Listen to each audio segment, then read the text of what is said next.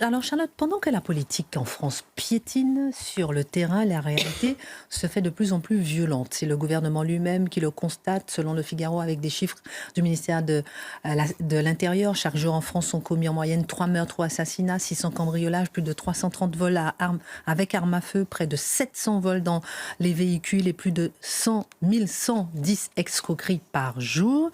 Et aujourd'hui même, Charlotte Dornelas, deux frères, Assim et Nasser, étaient convoqués au tribunal de Thonon-les-Bains après une agression assez sauvage et en masse, en plein cœur de l'hôpital d'Annemasse.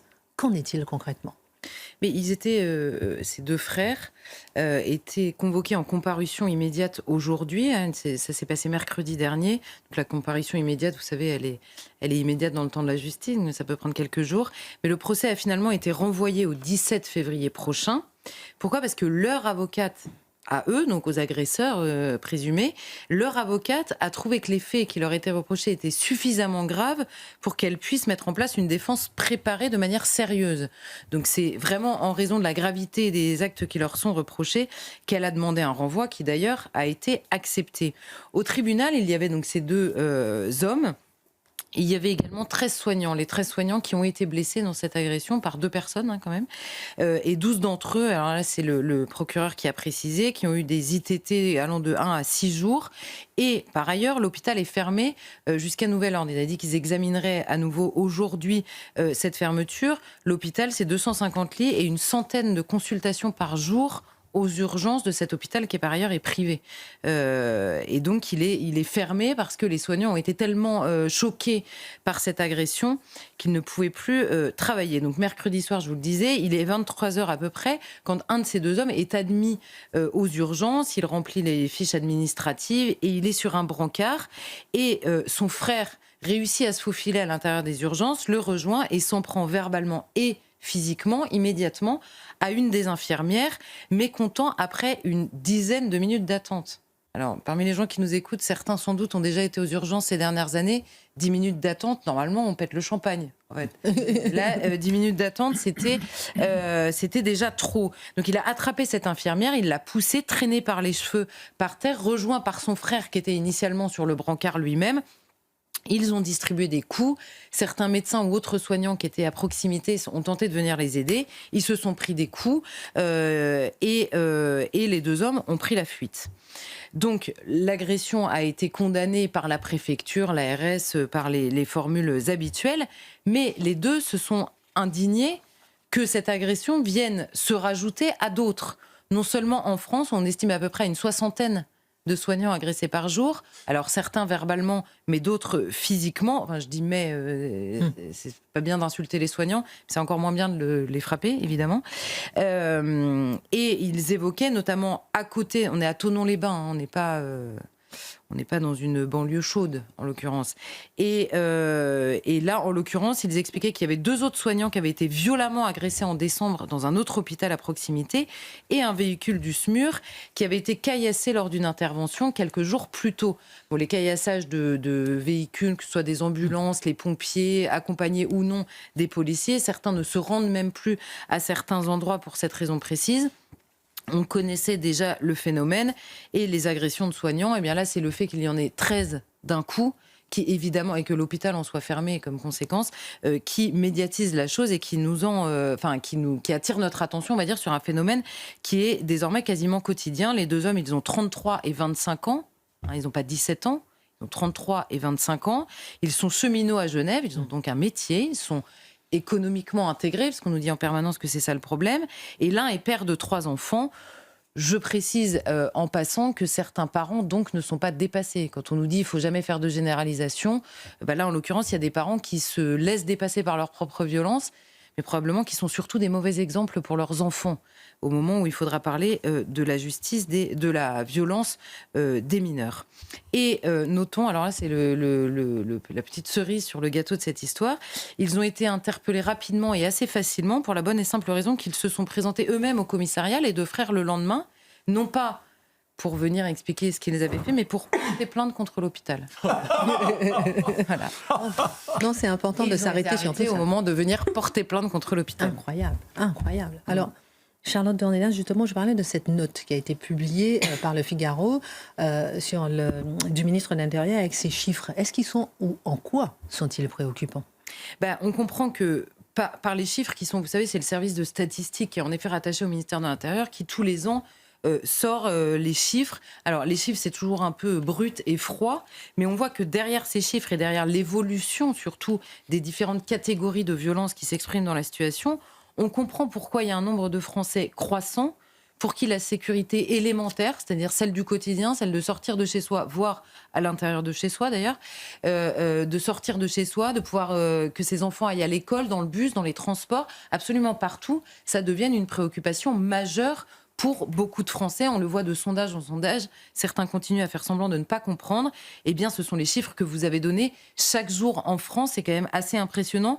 Alors, 3 meurtres ou assassinats, certes, 600 cambriolages, 330 vols avec arme à feu par jour en France. C'est pas simplement des chiffres dans un tableau Excel du ministère de l'Intérieur, c'est autant de victimes. 330 vols avec arme à feu, c'est 330 personnes, voire plus, qui ont été braquées avec une arme à feu. C'est pas rien quand même dans une vie. Et évidemment, on peut comprendre que ça devienne une préoccupation. Alors, le criminologue Alain Bauer, vous savez, qui depuis des années parle du taux d'homicidité et de son évolution dans la société, il a rappelé encore une fois à la lecture de ces chiffres, entre 2016 et 2024, augmentation de 28% du nombre d'homicides. Une augmentation de 28% en 8 ans du nombre d'homicides, de personnes capables de tuer. Et c'est donc 1186 homicides par an. Parce que 3 par jour, ça semble déjà beaucoup. 1186 personnes qui sont donc tuées par quelqu'un d'autre. Et les chiffres sont encore provisoires pour l'année, donc on verra quand ils seront consolidés. Auquel, précise-t-il, et ça me semble important, s'ajoutent les tentatives d'homicide. Parce que quelqu'un qui n'est pas mort, ça ne veut pas dire que la volonté d'homicide n'était pas réelle. Les homicides ratés, entre guillemets, tant mieux pour ceux qui le visaient, évidemment. Et lui nous dit, c'est 4000 faits en plus par an. Ce qui veut dire 5000 personnes qui ont voulu tuer, 5000 donc victimes. La volonté de tuer est clairement en augmentation ces dernières années en France, avec un focus particulier dans l'outre-mer, puisqu'ils enregistrent 14% des homicides, alors qu'ils ne représentent que 4% de la population française. On a régulièrement parlé ici des crises parfois extrêmement violentes qui secouent l'outre-mer. On a parlé à Mayotte, par exemple, d'habitants épuisés par un degré de violence qui ne cesse de monter, les braquages sur les routes, les coupeurs de route, etc. Et ben voilà, ça se retrouve aussi dans les chiffres. Donc on peut peut-être comprendre que derrière la préoccupation, il y a une manière de la voir et de la lire. Et en outre-mer, souvent la drogue derrière. Je ferme la parenthèse. Oui, et en outre-mer et en métropole aussi, d'ailleurs, la drogue, évidemment, génère beaucoup d'homicides. Mais on l'a vu ces dernières années, les homicides, c'est vrai, dans le grand banditisme, c'est parfois entre bandits. Mais d'abord, on a vu des victimes collatérales désormais du narcotrafic.